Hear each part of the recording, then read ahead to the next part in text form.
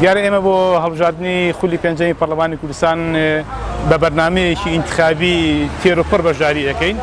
بەرنامەکەمان زادە لە خزمەتی کۆمەڵانی خەڵکی کوردستاندا لە وەستانەوەی بەجێی زوڵم و ستەم و نەعەدالەتی بۆ زادە خزمەتکردن بە تەواوی چین و تۆژەکانی کۆمەلگا و سەرجەم سێکتەر و بوارەکاندا لە بواری سیاسی، لە بواری ئابووری و خۆشگوزاری، لە بواری پەروەردە فێرکردن، لە بواری شەفافیەت و هاوڵاتی بوون. ئێمە چەند بەرنامەی انتخابیمان هەموو ئەم بواران لەخۆ دەگرێت کە ئامانی سەرەکی بریتێ لە خۆشگوزارانی خەڵکی کوردستان و چاکردنی سیستەمی سیاسی و سیستەمی پەروەردە و سیستەمی ئابووری بۆ وەستانەوە بە ڕووی زوڵم و ستەم و نادادی کە لە کوردستاندا لە مای 27 ساڵ ڕابردوودا بەداخەوە بوونی هەیە. تام بڵێن کۆمەڵی ئیسلامی ئەگەر تاکە حیزب نەبێ یەکێکە لەو حیزبەکەمانەی کە لە ڕاستیە یعنی چۆنەڵێ ڕووی چوونە ناو خەڵکی هەیە و پێشوازێکی گەرمی لێکرێت لە ناو خەڵک و ئەمڕۆژ کە ئێستا ئێمە لە دەڤەری عەربەت و پاشان دەچینە سێ سایق لە ڕاستیە پێشوازەکە زۆر گەرم و گوڕە، هەرچەندە ڕەنگە سەرەتایی کاتی بازار و بازارکردن بێ.